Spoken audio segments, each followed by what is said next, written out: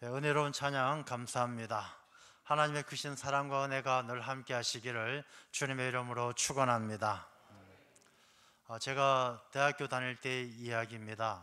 어느 날 학생회관에서 식사를 마치고 나오는데 학생회관 현관 앞에 조그만 아이가 한 명 서 있었습니다. 한 초등학교 4학년, 5학년쯤 되는 조그만 아이가 하나 서 있었습니다.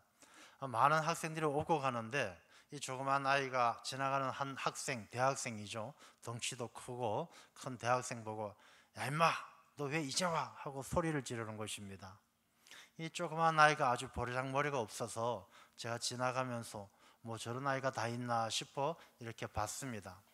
근데 그 이야기를 들은 그 지나가던 학생이 그 조그만 아이 보고 아 형 여기 있었어요 하고 대답을 하는 것입니다. 그 이야기를 듣고 가만히 보니까 아이는 아이인데 아이가 아니더라고요. 가만히 보니까 얼굴에 조금 나이도 있어 보이고 그냥 체구는 초등학교 아이 같지만 나이가 좀 든 흔히 말하는 외소증을 앓고 있는 사람이었죠. 처음에 볼 때는 뭐 저런 게 다 있나 싶었는데 가만히 보니까 안타까운 마음이 드는 거예요.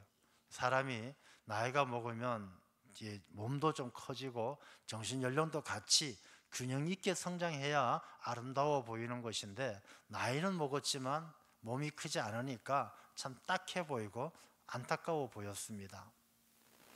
이 사람의 몸만 그런 것이 아니고 살아가는 삶도 마찬가지예요.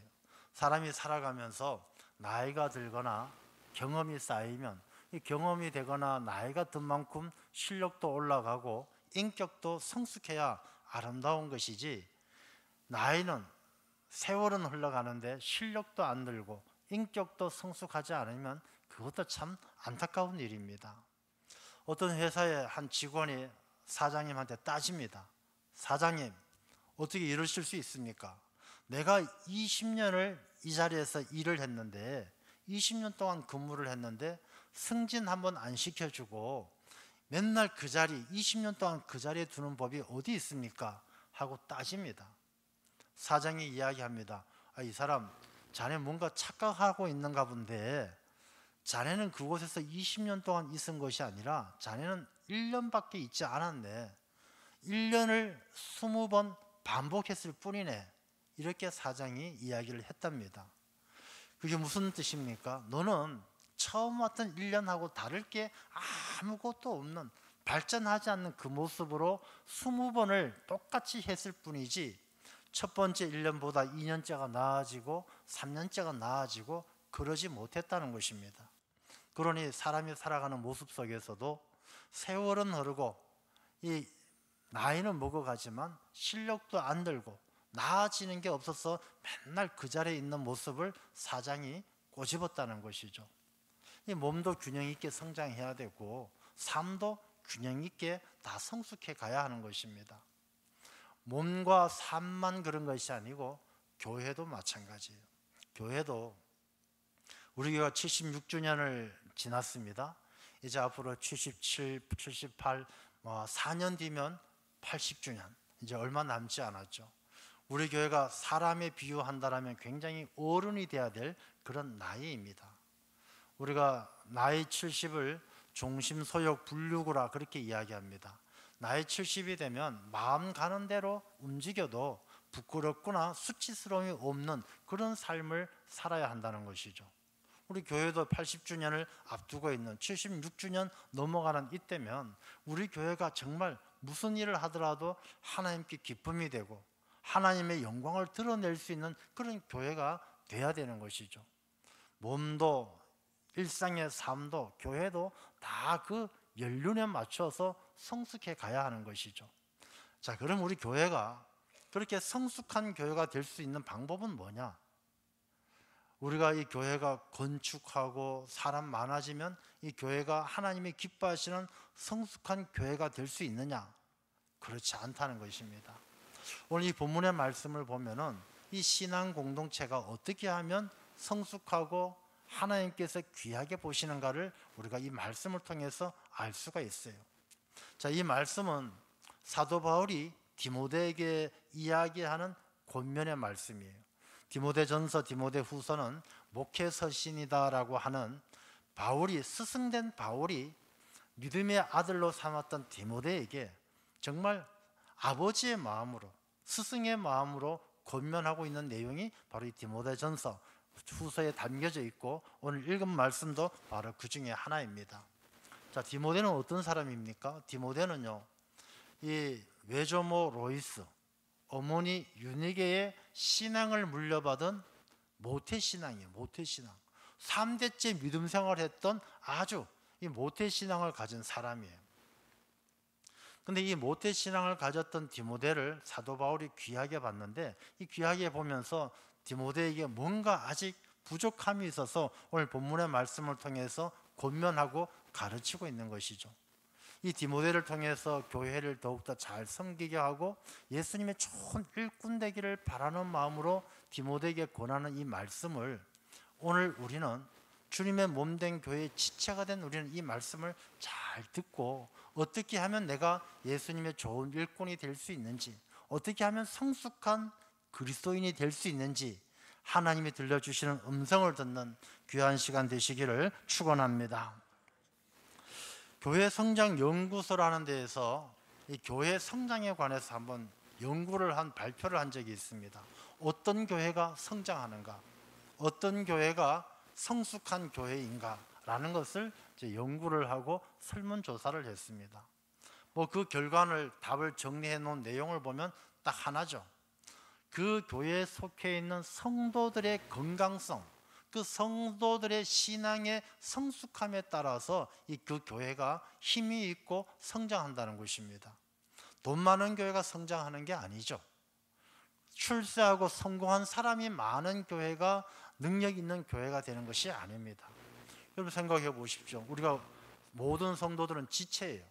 하나님께서 주님의 몸된 교회의 머리로 예수 그리스도가 교회의 머리가 되시고, 성도들은 다 지체인데 그 중에 특별한 사람만, 잘난 사람, 똑똑한 사람이 있으면 건강하냐? 생각해 보세요. 한쪽 눈을, 지체 중에 눈이 되는 사람이 이쪽 눈이 굉장히 밝고 좋아가지고 막 눈은 이만큼 커지고, 이쪽 눈은 시력도 없고 눈이 작아졌어요. 짝짝이 애꾸가 됐어요. 건강할 수 있겠습니까? 그럼 건강하다고 할 수가 없는 거예요. 모든 지체가 골고루 다 건강하고, 모든 지체가 예수님의 좋은 일꾼, 머리가 되시는 예수 그리스도의 가르침을 따라 좋은 일꾼이 될 때 그 교회가, 그 몸이 건강해지는 것을 말씀하고 있는 것이죠. 자, 오늘 본문의 말씀을 보면 6절 말씀에 너가 이것으로 형제를 깨우치면 그리스도 예수의 좋은 일꾼이 되어, 그러니까 그리스도 예수의 좋은 일꾼으로 성도들을 세워가야 돼요. 그 세워가는 방법에 대해서 오늘 말씀하고 있는데, 6절 말씀에 보면 믿음의 말씀과 너가 따르는 좋은 교훈으로 양육을 받으리라. 자, 좋은 일꾼이 되기 위해서는 잘 먹어야 돼요. 밖에 우리가 세상에서도 일할 때, 농부들이든지 건설 현장에서라든지 일할 때는 일꾼들은 잘 먹어야 됩니다. 밥도 막 수북이, 일꾼 모순밥이라고 그러죠. 수북이 줍니다. 잘 먹어야 일을 잘할 수 있어요. 여러분, 예수님의 좋은 일꾼은 뭘 먹어야 되겠습니까? 예수님의 좋은 일꾼 되기 위해서는 예수님의 가르침, 하나님의 말씀, 우리가 성경 말씀에 영의 양식이라고 이야기하는 이 믿음의 말씀과 좋은 교훈으로 잘 먹지 않으면 예수님의 좋은 일꾼이 될 수가 없다는 것입니다. 세상의 지식으로 좋은 일꾼 될 수 있느냐? 없어요. 세상의 좋은 지식하고 하나님의 나라 일은 다른 거예요. 여러분, 사람의 인격이라는 것이 이 세상적인 방법하고 달라요. 세상은 우리가 기계적인 것은 기계를 잘 만들어서, 기계를 맞물려서 이렇게 나사를 조이고 이렇게 조으면은 자동차가 만들어지고, 이 자동차가 잘 달려갈 수 있도록 그렇게 만들어집니다. 사람의 인격은 사람에게 이걸 가르치고 저걸 가르치고 이걸 먹이고 이렇게 하면 사람의 인격이 훌륭한 인격이 되느냐? 그렇지 않아요. 사람의 인격은 오히려 역설적이에요. 힘들고 어려울 때 사람의 인격이 더 진실해지고 더 성숙해지는 경우들이 많이 있는 것이죠. 모든 것이 풍족하고 모든 것이 조건이 잘 갖추어졌을 때 그 사람의 신앙이 자라고 그 사람의 인격이 성숙하게 되는 것이 아니란 것입니다. 그럼 우리가 어떻게 하면 예수님의 좋은 일꾼이 될 수 있도록 우리 인격이, 신앙의 인격이 잘 성숙할 수 있느냐를 말씀해 주시는 첫 번째 조건이 바로 이 말씀과 좋은 교훈으로 영의 양식이 내 안에 충만해야 돼요. 우리가 이번에 사도행전 필사를 했습니다. 필사를 하고 나니까 많은 분들이 그런 얘기 하셔요. 목사님, 작년에 잠언을 필사하고 올해 사도행전 필사하면서 은혜를 많이 받았습니다. 그런 얘기를 많이 하셔요. 사도행전 필사하시면서 얻은 것도 많고 깨달은 것도 많고 말씀을 하시면서 목사님, 다음에는 어디 필사하실지 미리 좀 말씀해 주세요. 미리 써보겠습니다. 제가 그런다고 가르쳐 줄 사람은 아니지만 이게 필사를 하면서 깨닫는 게 많다라는 이야기를 들으면서 제가 그런 생각을 했어요. 우리가 성경 읽는 일을 많이 하잖아요. 성경을 읽습니다. 읽은 사람들은 마음이 조금, 성경을 읽으면 표시가 안 나잖아요. 그냥 목사님 일독했습니다 한마디 하면 끝이에요. 그 일독했는데 내용은 내가 나이도 먹고 바쁘다 보니까 읽었긴 읽었지만 다 잊어버렸습니다. 그냥 그렇고 일독은 했습니다 하고 스스로 위로 삼는 거예요. 야, 내 성경 일독했다. 근데 성경 필사하면은 어쨌든 남잖아요. 글씨가 남으니까 이게 읽으면서 보다 더 집중하고 신경을 쓰면서 말씀을 읽지 않을 수 없고 생각하지 않을 수 없는 게 필사구나. 그래서 이 필사가 전 참 작년 올해 이렇게 하면서 중요하다 그런 생각을 했습니다. 그래서 이 말씀을 읽는 것이 왜 중요하냐? 이 말씀을, 믿음의 말씀과 좋은 교훈으로 양육받지 않으면 예수님의 좋은 일꾼으로 힘쓸 수가 없어요. 우리가 다른 것으로 내가 가지고 있는 돈, 내가 가지고 있는 지식, 그걸로 예수님의 좋은 일꾼이 될 수가 없어요. 그럼 왜냐하면 그것은 자기 가진 것으로 자기 생각대로 일하는 것이지 예수님의 좋은 일꾼이라고 말할 수 없는 것이죠. 예수님의 좋은 일꾼이 되면 가진 게 없어도 하나님은 그 사람을 통해서 놀라운 일을 하게 만드셔요. 오래전에 스코틀랜드의 어느 시골 마을에 부흥사가 와서 부흥회를 열었습니다. 할렐루야 하고 부흥회를 열었습니다. 그리고 말씀을 전했어요. 한 30명 정도, 시골 마을이니까 많이 모이지 않았어요. 부흥사는 말씀을 전하고 나서 예수 그리스도의 가르침을 전하고 나서 자신 있게 예수 그리스도의 좋은 일꾼으로 헌신하실 분은 손들고 일어나십시오 외쳤어요. 예전에 부흥사들 그렇게 많이 했죠. 자, 일어나길 기대했는데 아무도 일어나지 않는 거예요. 아무도 일어나지 않는데 조금 시간이 지난 후에 저 뒤에서 꼬마 아이 하나가 손을 듭니다. 손을 들고 일어나요. 야, 너 이름이 뭐냐? 리빙스턴입니다. 이 리빙스턴은 아프리카의 아버지죠. 빅토리아 폭포를 발견했던 그런 리빙스턴, 탐험가이자 아프리카 대륙을 흔들어 깨운 사람이 바로 리빙스턴이에요. 그곳에 복음을 전한 사람이 리빙스턴이에요. 이 꼬마 아이가 딱 일어나서 제가 예수님의 좋은 일꾼이 되겠습니다. 저는 아프리카로 가겠습니다. 그 어린 아이가 결단하고 그 한 아이가 말씀을 통해서 큰 깨달음을 얻고 그 신앙의 인격이 변화되어져서 아프리카로 가게 되는 것이죠. 리빙스턴을 통해서 잠들어 있던 아프리카가 깨어나게 되어졌습니다. 리빙스턴이 죽었을 때 이 아프리카의 여러 나라하고 영국하고 서로 만나서 회의를 했습니다. 장례를 어떻게 치를 것인가. 서로 리빙스턴을 아프리카에 두고 싶어 했고 고향으로 데리고 가고 싶어 했어요. 근데 결론은 리빙스턴의 심장은 아프리카에, 리빙스턴의 시신은 영국에 가게 되어진 것이죠. 리빙스턴의 뜨거운 열정과 사랑은 아프리카 사람들이 기억하지만 그 시신은 고향에 돌아가서 장례를 치르게 됩니다. 그 장례의 묘비에 아프리카의 아버지 리빙스턴 여기에 잠들다 이렇게 썼습니다. 근데 리빙스턴에게 형이 한 명이 있었어요. 그 형이 한 명 있었는데 그 형도 그 옛날 부흥에 참석했지만 손들지 아니했던 그 형은 나중에 캐나다로 넘어가서 사업가가 됐습니다. 돈 많이 벌었어요. 이 데이비드 리빙스턴은 큰 돈을 벌어서 잘 살게 되어졌는데 결국 죽었어요. 죽고 나서는 리빙스턴 옆에 무덤에 묻히게 되어지는데 그 묘비에 뭐라고 쓰여져 있느냐? 아프리카 선교사 리빙스턴의 형 여기에 잠들다. 세상에 아무리 많은 돈을 가지고 능력이 있어도 이 죽고 나면 아프리카 선교사 리빙스턴의 형이라는 이름밖에 남지 않았던 것입니다. 우리가 세상에 많은 것을 가져야 큰 일을 하는 것이 아니라 하나님의 말씀과 좋은 교훈으로 양육받아서 예수님의 좋은 일꾼 될 때 하나님은 그 사람을 귀하게 쓰시는 줄로 믿습니다. 그래서 이 좋은 일꾼이 되기 위해서는 오늘 본문의 말씀 보면 7절 말씀에 보면 8절 말씀에 보면 7절에 망령되고 허탄한 신화를 버리고 경건에 이르도록 내 자신을 연단하라. 경건에 이르도록 내 자신을 연단하라. 여러분, 우리가 이 예수님의 좋은 일꾼이 되고 믿음의 말씀과 좋은 교훈으로 양육받는 이유가 뭐냐 하면 경건에 이르는 경건한 사람이 되기 위해서예요. 자, 경건이라는 게 뭐냐 그럼? 이 경건은 유세비아라는 말을 쓰는데 이 유라는 말은 좋다는 얘기예요. 선하다, 좋다, 좋게 한다, 선하게 한다. 세비아라는 말은 두렵다, 경외한다 이런 뜻이에요. 그래서 유세비아라는 말은 뭐 어떤 의미가 있느냐 하면 하나님은 두렵고 무서운 분이신데 하나님은 두렵고 무섭지만 사랑하고 경외하지 않을 수 없는 그런 분이신데 그 하나님 앞에 내가 선하게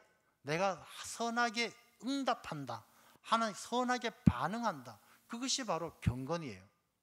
경건이라는 것은 이런 것이죠. 하나님은 두렵고 무서운 분이신데 너무너무 오래 경외해야 될 분이시고 내가 두렵지만 사랑해야 될 분이시고 하나님은 이 모든 만물의 주인이신 것을 인정하는 그분 앞에 내가 선하게, 선하다는 말은 하나님의 뜻을 따라서죠. 하나님은 선하신 분이시니까 하나님의 뜻을 따라서 하나님 앞에 반응하는 것, 그것이 바로 경건이다라는 것입니다. 그래서 우리 경건이라는 것은 그냥 어디 가가지고 막 주여 주여 하고 막 그냥 30일 40일 금식 기도하고 성경책 펴놓고 중얼중얼 하고 있고 이게 경건이 아니라 하나님께서 내가 하나님을 경외하고 그 경외하는 하나님 앞에 내 삶을 통해서 선하게 반응하는 것이 바로 경건이다라는 것입니다. 종교개혁가 깔병은 경건에 대해서 이렇게 이야기합니다.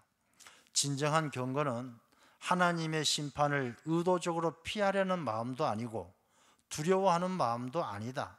오히려 하나님을 두려워하기 때문에 하나님을 사랑하고 그 의로움을 받아들이며 순종하는 마음이다. 하나님을 거역하는 것을 죽음보다 더 무서워하는 신실한 마음이다. 이게 경건이라고 이야기했어요.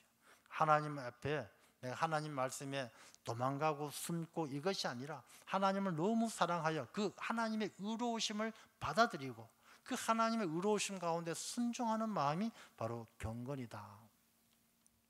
하나님께서 택하셨다고 해서 다 경건합니까? 그렇지 않아요. 여러분, 우리가 교회 나온다고 해서 다 똑같은 믿음을 가지고 있는 것이 아닌 것처럼 성경에 나오는 모세다, 다윗이다, 삼손이다, 다니엘이다 수많은 사람이 있지만 그 믿음이 다 똑같이 경건한 건 아니었어요. 삼손을 보세요.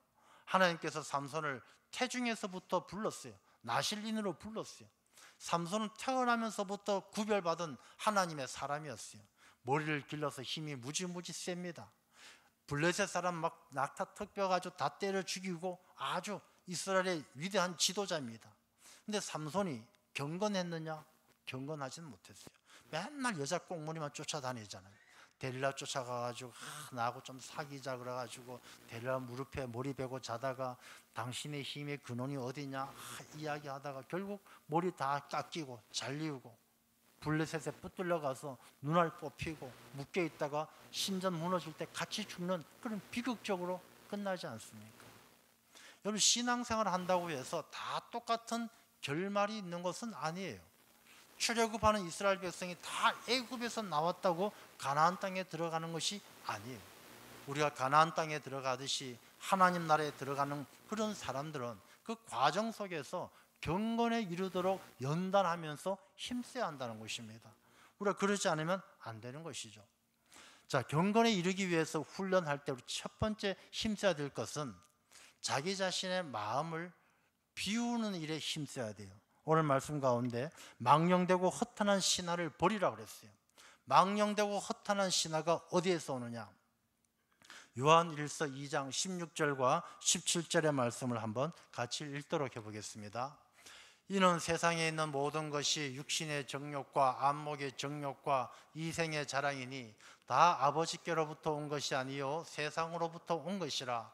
이 세상도 그 정욕도 다 지나가되 오직 하나님의 뜻을 행하는 자는 영원히 거하느니라. 아멘. 내 안에 있는 육신의 정욕, 안목의 정욕, 이생의 자랑은 하나님이 주신 것이 아니라 세상에서부터 오는 거예요. 여러분, 내 마음속에 세상에 온 것들이 가득 차 있으면 우리가 하나님 앞에 경건한 삶을, 하나님의 뜻에 순종하고 하나님 앞에 선하게 반응할 수가 없는 거예요. 하나님은 우리에게 선하게 반응하는 경건의 삶을 원하는데 내 마음속에는 이생의 자랑거리, 육신의 안목, 정욕의 안목, 내 눈에 좋은 것, 욕망에 좋은 것, 이런 것들로 마음이 가득 차 있으면 하나님의 뜻 가운데 선하게 반응할 수가 없는 거예요. 그래서 우리가 경건한 삶의 첫 번째 단계는 내 마음에 있는 허탄한 신화들 버리는 거예요. 버리는 것에서부터 시작되어지는 것입니다. 우리가 이 버린다는 것을 자기 부인, 자기 부정, 예수님은 그렇게 표현하셨죠. 너 내 제자가 되려면 자기를 부인하고 자기 십자가를 지고 나를 따라오라. 자기를 부인하지 않고는 주님의 십자가를 질 수가 없다는 것입니다. 그래서 경건에 이르도록 연단하는 사람들의 첫 번째 힘쓸 것은 자기 자신의 마음속에 있는 이 정욕의, 육신의 안목, 정욕의 안목, 이생의 자랑거리, 허탄한 신화, 망령된 것, 이런 것들을 비우는 일이 첫 번째다라는 것입니다. 두 번째는 뭐냐? 이 비워진 마음에 내 안에 예수 그리스도가 충만하도록 예수 그리스도를 영접하는 일이 중요해요. 마음을 비우는 사람들은 세상에도 많아요. 나는 자연인이다. 저 산속에 들어가서 마음을 비워요. 마음을 비운다고 해서 그 사람이 예수님의 좋은 일꾼이냐? 그렇지 않다는 것입니다. 어떤 도사들은 산에 가서 산신령이 된다고 막 머리 깎고 수염 기르고, 아니란 것입니다. 예수님의 좋은 일꾼 되는 건 비우는 것만 갖고 되는 게 아니에요. 성경 말씀엔 내가 마음을 비웠더니 7귀신이 더한 귀신을 데리고 들어온다고 그랬어요. 그럼 내 마음은 비우고 나서 채워야 될 것은 예수 그리스도의 은혜로 채워져야 돼요. 내가 어떤 존재인지 깨닫고 예수 그리스도의 은혜가 내 안에 충만해서 성경 말씀을 통해서 고백하는 것처럼 이제는 내 안에 내가 사는 것이 아니요 오직 예수 그리스도가 내 안에 사는 것임을 고백하는 사람이 돼야 돼요. 그래서 예수 그리스도가 내 안에 살면 뭐가 달라지느냐? 그 사람은 자유함을 누려요. 신앙생활을 하는데 교회 안에서도 많은 사람들이 다툴 때가 있어요. 야, 네가 잘났어? 나도 니만큼 배웠어. 싸웁니다. 왜 싸울까요? 내 안에 예수님이 사는 것이 아니라 자기가 사는 거예요. 내 자존심이 사는 것이고 내 안에 내가 사는 거예요. 내가 마음을 비우지 못한 거예요. 내가 배울 만큼 배웠고 알 만큼 알고 가질 만큼 가졌는데 네가 뭔데? 이 마음은 우리가 경건에 이르지 못한, 경건에 이르는 훈련이 부족한 이유예요. 경건한 사람들 보면요, 함부로 안 싸워요. 누가 뭐라고 해도 즉각적인 반응을 안 해요. 이 마음이 초조하고 조바심을 내는 것은 이 사탄의 작품이라고 이야기를 합니다. 경건한 사람들은 결코 그렇게 발끈발끈하지 않아요. 누가 뭐라고 해도 그래요, 그런 뜻이 있나 보죠. 제가 조금 더 생각해 보겠습니다. 내 안에 예수 그리스도에게 물어보는 거예요. 주님, 어떻게 할까요? 내가 뭐라고 말할까요? 이 경건한 사람들은 이제는 내가 사는 것이 아니라 내 안에 예수 그리스도가 사는 사람은 은혜 충만함으로 자유하는 거예요.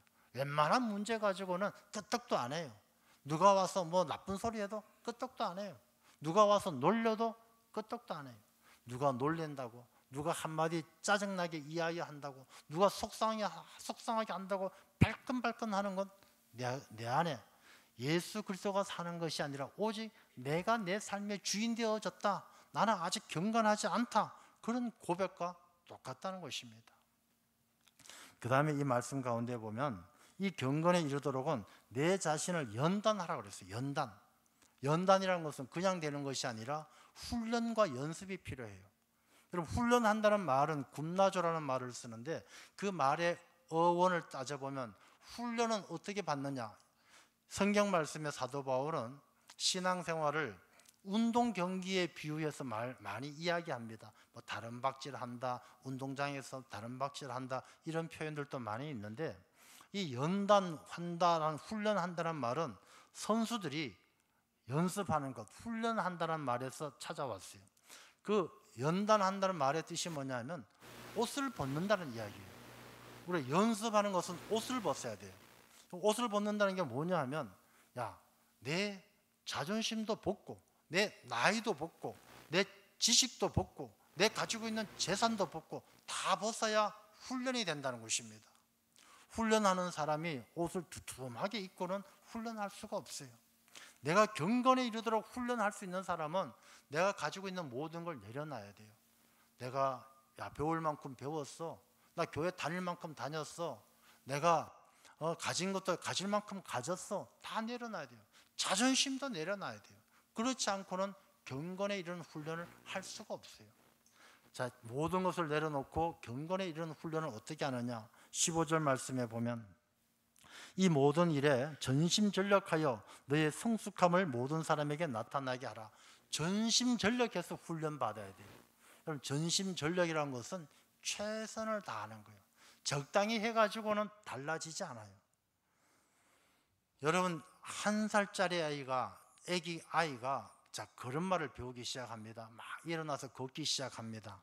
이 아이가 걸음마를 배울 때 적당히 한다고 생각해 보세요. 한 두세 번 일어나려고 하니까 힘들어요. 애가 얼마나 힘들겠습니까? 아이고 허리야, 아이고 다리야.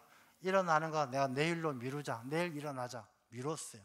다음날 되니까 또 그래요. 아이고 허리야, 다리야. 애가 일어나는 걸 한두 번 해보니까 너무너무 불편하거든요. 이런 아이는 언제쯤 걸을 수 있을까요? 한 15살쯤 돼야 걸을 겁니다.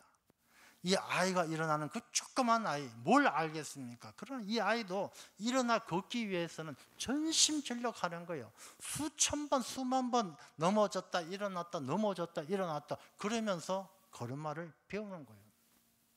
신앙생활 하는 것도 마찬가지예요. 우리가 경건에 이르는 신앙생활은 그냥 적당히 흉내내서는 안 돼요. 주일날 와가지고 예배 드리면서 나 오늘 교회 왔습니다. 하나님 도장 찍었습니다. 출석 찍었습니다. 일주일 동안 대충 살다가 다음 주일날 와가지고 하나님 저 또 왔습니다. 도장 찍었습니다. 그래가지고 경건한 사람이 될 수가 없다라는 거예요. 전심전력은 쉴 틈 없이 빠짐없이 최선을 다할 때 하나님께서 그 사람에게 그 마음속에 이기적인 마음을 뽑아내고 오직 예수 그리스도로 충만한 예수님의 좋은 일꾼 되게 하실 줄로 믿습니다. 변화라는 것이 마술사처럼, 마술사들 그렇잖아요. 주머니에다가 종이 구겨서 집어넣고 하나 둘 셋 얍 하면은 뭐가 나옵니까? 막 비둘기가 나오고 막 나와요. 사람의 인격은 그렇게 변하지 않아요. 사람 붙들어 놓고 너 잘해 멱살 잡고 한번 흔든다고 해서 그 사람의 인격이 변화되는 거 아니란 것입니다. 사람의 인격은요, 여러분 나비를 생각해 보십시오. 나비가, 아름다운 나비가 하루아침에 생기는 거 아니잖아요. 나비가 알을 까면은 이 알이 나뭇잎에 붙어 있다가 애벌레가 되고 이 애벌레가 다시 고치가 되고 고치를 뚫고 나오는 그 나비가 나중에 아름다운 나비로 날아가는 것 아니겠습니까? 그리스도인이 그냥 공짜로 만들어지겠습니까? 경건에 이르도록 힘쓰지 않으면 그리스도인들이 만들어지지 않는 거예요. 복음의 씨앗이 떨어진 것처럼 한 알의 복음의 씨앗이 내 마음속에 떨어지면 처음엔 애벌레처럼 부족하고 가진 것도 없이 꼼지락꼼지락 하는 것처럼 볼품 없이 자라는 거 없지만 그게 고치 속에서 내면의 변화를 거쳐서 인고의 세월을 거쳐서 그 고치 껍질을 깨고 나올 때에 비로소 나비가 되는 것처럼 그리스도인도 경건에 이르도록 연단을 통해서 하나님이 기뻐하시는 예수님의 좋은 일꾼이 되는 줄로 믿습니다. 어떤 첼로 연주자는요, 나이가 95세인데도 이 95세인데도 하루에 6시간씩 연습한대요. 왜? 기자가 물어봤어요. 당신 나이가 95세고 연주자로서는 세계 1등인데 뭘 하루에 6시간씩 연습합니까? 나는 아직도 부족하네. 내가 6시간 연습하면 지금보다 조금 더 나은 연주를 할 수 있다고 믿기 때문에 연습한다고 그랬어요. 여러분, 악기 하나 연주도 그렇게 연주하는데 내 인생을 연주하고 하나님이 기뻐하시는 내 인생을 만들어가는데 나이가 무슨 소용이 있겠습니까? 내가 90이 넘었는데 뭘 신앙생활 그렇게 열심히 하고 뭘 말씀을 읽고, 그렇지 않아요.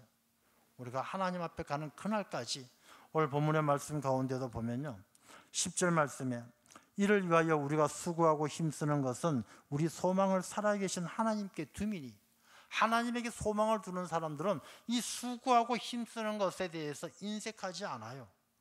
우리가 말씀을 읽고 신앙생활 열심히 하는 사람, 하나님께 소망을 둔 사람은 피곤하지 않아요.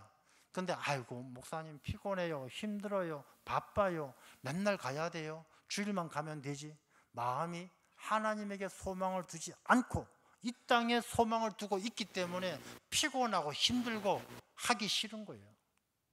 우리가 경건에 이르도록 연단하기 위해서는 하나님에게 소망을 두고 우리가 힘써야 할 줄로 믿습니다. 우리 사람들은 한없이 부족하지만 이렇게 훈련과 훈련을 통해서 점점 나아지면 삶이 변화되어져요. 여러분 운동을 처음 해보면 이제 우리 교회도 탁구 치시는 분들 계신데 제가 집사람 얘기해서 죄송하긴 합니다만 집사람이 처음에 탁구 칠 때는요 탁구 치는 게 너무 싫은 거예요. 재미도 없고 공 주스러 다니는 것도 힘들고. 근데 이제 실력이 올라가고 세월이 지나가니까 탁구 치는 게 너무 재밌다는 것이죠. 너무 좋은 거예요. 여러분 신앙생활도 마찬가지예요. 처음에 기도하고 예배드리고 말씀 읽는 게 처음엔 재미도 없고 힘들어요. 노동 같아요. 그러나 경건에 이르도록 훈련에 끊임없이 훈련하게 되어지면 그 나중에는요 예배가 그렇게 은혜로울 수가 없고 말씀이 그렇게 달콤할 수가 없고 능력이 돼야 재미가 있는 거예요. 저도 테니스를 가끔 치는데 테니스 처음에 치면 공도 안 넘어가고 창피하기도 하고 힘들고 그만두고 싶어요. 근데 나중에는 2시간 3시간 땀이 뻘뻘 나도 재미가 있는 거예요. 다 공 넘기는 것도 재밌고 운동하는 게 재미가 있는 거예요. 여러분 그거 어떤 사람은 그러죠. 아이고 목사님 그렇게 힘들고 이렇게 땀 뻘뻘 흘려가면서 왜 애쓰십니까? 그냥 다른 사람 시키지. 그게 말이 되겠습니까? 그 즐거움이 있는데 그 기쁨이 있는데 내가 힘쓰고 땀 흘린다고 해서 그 즐거움을 남에게 넘기겠습니까? 신앙생활도 마찬가지예요. 우리가 경건에 이르면 이 신앙생활이 그렇게 재미있고 그렇게 감사할 수가 없는 거예요. 근데 감사가 없다, 기쁨이 없다, 은혜가 없다, 내가 아직 경건에 이르도록 훈련받지 못한 탓이에요. 우리가 처음에는 부족하고 어려워도요 힘쓰면 달라지게 되어져 있어요. 믹스 비어봄이라는 분이 쓴 행복한 위선자라는 소설이 있어요. 그 소설을 보면 그런 내용이 있죠. 이 아주 성격이 난폭하고 못된 청년이 있어요. 이 청년은 다른 사람들 다 싫어했어요. 근데 이 청년이 어느 날 아주 아름다운 아가씨를 만났어요. 너무 마음에 들어서 청혼합니다. 나와 결혼해 주세요. 여자가 이야기하죠. 이 양반이 왜 그래? 당신같이 고약한 사람하고 결혼할 수 없어. 거절합니다. 이 청년은 너무 낙심이 되지만 방법이 없었어요. 그래서 이 청년은 고민한 끝에 가면을 하나 만들어요. 가면을 너무 정교하게 그리고 인자하게 좋은 인상의 가면을 만들어서 그 가면을 쓰고 이 여인에게 다가갑니다. 여인, 내가 당신을 사랑합니다. 나와 결혼해 주세요. 이 아가씨는 가면을 쓴 그 청년하고 결혼하게 되어지죠. 결혼해서 행복하게 삽니다. 10년, 20년. 이 가면을 쓴 이 사람은 그때부터 아내에게 잘해주려고 무지 애를 쓰죠. 잘 해주고 섬기고 보살피고. 근데 이것을 지켜보던 이웃이 이 아내에게 이야기하죠. 당신 남편 사실은 아주 나쁜 사람이야. 당신 남편은 고약한 사람이야. 가면을 쓰고 있어. 가면을 벗겨봐. 20년이 지난 어느 날 이 아내가 남편에게 이야기합니다. 당신의 가면을 벗겨보고 싶습니다. 벗겼어요. 벗겼더니 그때는 그 가면 속의 얼굴이 옛날에 난폭하고 아주 흉악한 얼굴은 온데간데 없고 아주 자비롭고 인자한 얼굴이 그 안에 있더라는 것입니다. 여러분 오랜 세월 동안 힘쓰고 애쓰면은 하나님께서 그 사람의 삶을, 그 사람의 인격을 바꾸어 주실 줄로 믿습니다. 우리가 신앙생활하면서 나 같은 죄인이, 나같이 나쁜 사람이 뭘 얼마나 경건해지겠어? 그렇지 않아요. 우리같이 부족하고 우리같이 죄 많은 사람이라도 하나님 앞에 우리가 경건에 이르도록 연습하면, 오늘 본문의 말씀 가운데 14절 말씀에 보면은 내 속에 있는 은사 곧 장로의 회에서 안수받을 때의 예언을 통하여 받은 것을 가볍게 여기지 말며. 여러분들 다 목사, 장로, 권사, 안수집사 안수받을 때 다 하나님 앞에 서약하고 권면했던 것 다 기억하고 있습니까? 그것을 가볍게 여기지 말라는 것입니다. 그 약속들을 지키는 일에 평생을 걸고 경건에 이르도록 정말로 연단받고 힘쓰면 가면석의 얼굴이 바뀌는 것처럼 내 부족함도 내 연약함도 바뀌어서 예수 그리스도의 좋은 일꾼이 되고 하나님이 기뻐하시는 하나님의 백성이 될 줄로 믿습니다. 우리 모든 성도님들이 경건에 이르도록 연단하여 연습하여 훈련하여 예수 그리스도의 좋은 일꾼들이 다 되시기를 주님의 이름으로 축원합니다. 하나님 아버지 감사합니다. 저희들을 사랑하시고